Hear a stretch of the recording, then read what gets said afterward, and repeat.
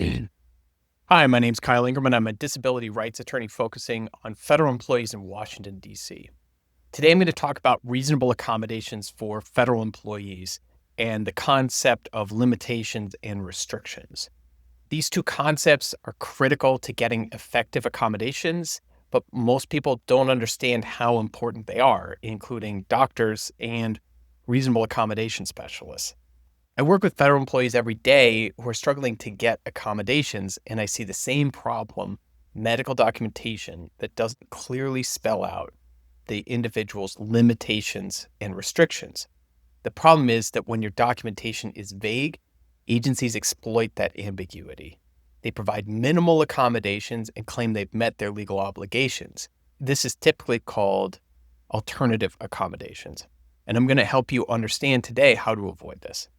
This presentation is specifically about federal employment under the Rehabilitation Act. If you're a private sector or state employee, some of this may apply to you under the ADA, the Americans with Disabilities Act, but the legal standards can be different. So just understand that this is tailored to employees of the federal government. Before I dive in, I want to give a quick legal disclaimer. This presentation is for general educational purposes only. It is not legal advice. If you're facing a legal situation, consult with a qualified attorney who can review your specific circumstances. Nothing in this presentation creates an attorney-client relationship. In 2009, Congress dramatically expanded the definition of what is a disability under the ADA and Rehabilitation. That means that the concept of who is covered by the act is greatly expanded. That used to be a big area for litigation. However, after 2009, the definition has become so broad that it's rare for an agency to argue about whether somebody has a disability. Almost any medical condition can potentially qualify as a disability. Since 2009, the issue most often challenged in litigation has shifted to effectiveness, which means, did the agency provide the individual with accommodations for their limitations and restrictions? Under the law, agencies must provide effective accommodations, but they don't have to provide the accommodation that the individual prefers, and they don't have to provide what the individual's doctor or other medical professional recommends. Often I hear from federal employees that their doctor advised a specific accommodation, but that doesn't mean the agency is required to provide it. The question often is, did the agency provide an accommodation that was effective at meeting the identified restrictions and limitations?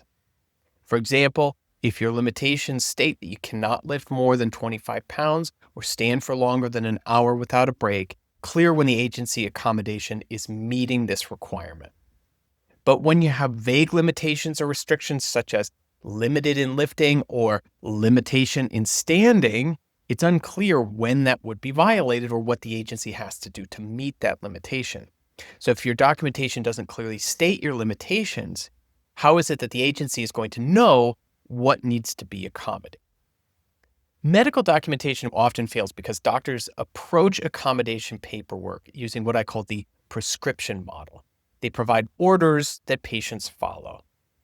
Take this medication twice a day, come back in 2 weeks. The doctor directs and the patient follows. But reasonable accommodations don't work that way. Employers are not obligated to follow a doctor's specific instructions. Instead, doctors really need to act as medical experts, providing evidence about what an employee can and cannot do. Think of the medical documentation as giving the doctor a seat at the table during the interactive process. The employee and the agency can discuss accommodations, but neither can really provide objective medical evidence on their own. The employee cannot independently verify their medical limitations, and the agency generally can't make medical assessments about what the employee is capable of doing. It certainly shouldn't be. That's where the medical documentation comes in. The medical documentation provides the objective, expert evidence that defines what the employee's medical condition prevents them from doing. It answers questions like, how much can they lift? How long can they stand? What triggers their symptoms? What specific functional abilities are affected? Without this medical evidence, the interactive process lacks the foundation needed to determine what accommodations are necessary and whether proposed accommodations will be effective. One of the issues is that doctors really aren't trained in the legal requirements for reasonable accommodations. They're trained to treat patients, not to document disability limitations for legal purposes. Doctors may also worry about damaging employability. If they write overly restrictive limitations, the employee might lose their job. This leads doctors to be cautious in what they write, and sometimes they can be a bit mealy-mouthed about it. So limitations and restrictions define what an employee can and cannot do because of their medical condition. The 25-pound lifting restriction is really the gold standard for effective medical documentation looks like. It's clear and specific. Everyone understands what 25 pounds means. It's measurable. You can objectively determine whether a task exceeds that restriction. It's applicable across various circumstances that might arise in the workplace, such as lifting boxes, opening heavy doors, moving equipment, pushing carts. And it's individual to the employee. It states what this specific person can and cannot do, not just what people with this condition typically experience. And that's really important to remember, that it's this person's specific limitations that are issued, not the general limitations that might be applicable. Again, medical documentation serves as a doctor's voice during the interactive process. The doctor cannot be present at accommodation meetings to explain medical limitations or evaluate proposed alternatives in real time. This means that the documentation must be comprehensive from the start. So why is this so important? Well, in practice, agencies try to provide the minimum accommodation necessary to meet the documented restrictions that a person has. If the restrictions are vague, the agency has a lot of flexibility to interpret them quite narrowly. Vague restrictions often lead to minimal accommodations, and general limitations don't work, at least not in practice. It's difficult to know what somebody needs if the limitation is stated in a vague manner. Doctors' recommendations carry almost no weight. The agency can ignore a recommendation for telework if the documented restrictions don't support telework as a necessary, reasonable accommodation.